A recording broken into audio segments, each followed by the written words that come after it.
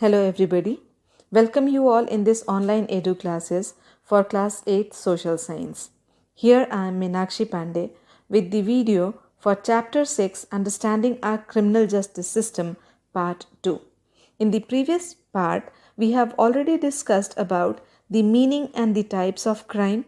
We have learnt about FIR registration article 22 and role of the key players in very short. In this video, we would be learning briefly about the role of the four key players in our criminal justice system. You will be able to also summarize the Article 22. We will discuss about DK Basu guidelines, and finally we will conclude this lesson by understanding what a fair trial is. Let us begin with the criminal justice system. Children, we know it well that the four key players of this system are the police, public prosecutor, defense lawyer, and judge. Let us understand about the role of police. Children, the role of the police is to investigate any complaint about the commission of a crime. Not only that, the police also records the statements of the witnesses and collects the evidences.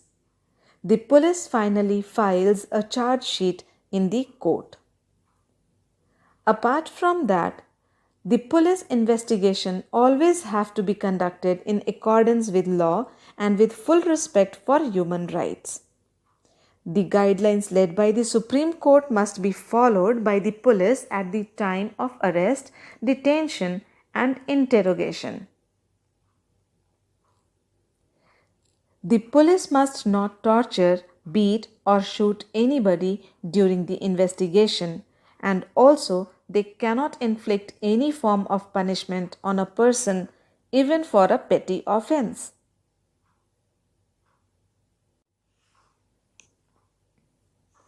Now let us understand about Article 22. Article 22 of Constitution and Criminal Law guarantees the following fundamental rights to every person. The first right is to be informed at the time of arrest of the offence for which the person is being arrested. The right to be presented before the magistrate within 24 hours of arrest. The right not to be ill-treated or tortured during arrest or in custody. Apart from that, the confessions made in police custody cannot be used as evidence against any accused. Not only that, a boy under 15 years of age and women cannot be called to police station only for questioning. Now, let us understand DK Basu guidelines.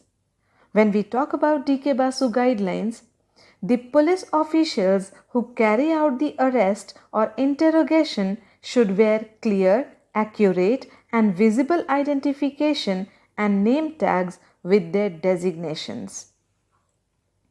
Apart from that, the person arrested, detained, or being interrogated has a right to inform a relative, friend, or well-wisher.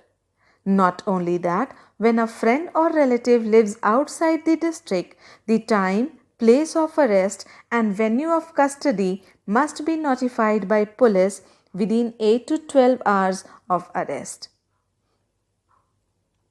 A memo of arrest should be prepared at the time of arrest and should include the date, time of arrest. It should also be attested by at least one witness who could include a family member of the arrested person. Now let us understand about the first information report, which is also known as FIR. The police can begin their investigation into a crime after the registration of an FIR. The information can be given to the police either orally or in writing. Not only that, the date, time, and place of the offence is mentioned in FIR. Apart from that, if the identity of the accused person and witnesses are known, that also needs to be mentioned. The name and address of the complainant should also be mentioned. Altogether, there is a prescribed format in which the police registers an FIR and it is signed by the complainant. Apart from this, the person who registers the FIR has the right to get a free copy of this FIR. Now, let us understand the role of the public prosecutor. The public prosecutor represents the interest of the state in the court. The prosecutor's work begins after the police files the charge sheet in the court. The prosecutor must conduct the prosecution on behalf of the state. As the prosecutor is an officer of the court, it is their duty to act impartially and present the full and material facts, witnesses, and evidences before the court to enable the court to decide the case. Now, let us know about the role of the defense lawyer. When we talk about the defense lawyer cross-examines all the prosecution witnesses. The work is to defend the accused.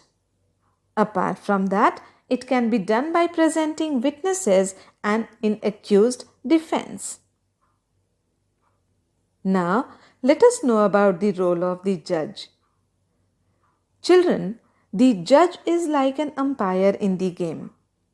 As you might have seen in the various cricket matches, the umpire judgment is considered as the final judgment and everybody respects it very carefully. In this similar manner, when a trial is been conducted in the court, the judge is the one who completes it impartially. The trial is conducted in an open court. The judge hears all the witnesses and the evidences presented before the court by the defense lawyer and the prosecutor and finally decides whether the person is guilty or innocent on the basis of the evidence presented. Now, let us understand about the fair trial. Children, the trial is held in an open court in public view. Just imagine if a trial is taken up in the absence of the person who is the accused. Trial is held in the presence of accused. Don't you think that the presence of the accused is very important in the court while the hearing is going on? The accused should be defended by a lawyer. The defense lawyer should get an opportunity to cross-examine all the witnesses. The judge decides the matter only on the basis of the evidences presented before the court. And thus, the fair trial happens. We can say the justice done by this process is known as a fair trial. Thank you everybody, and we'll meet again in the next video.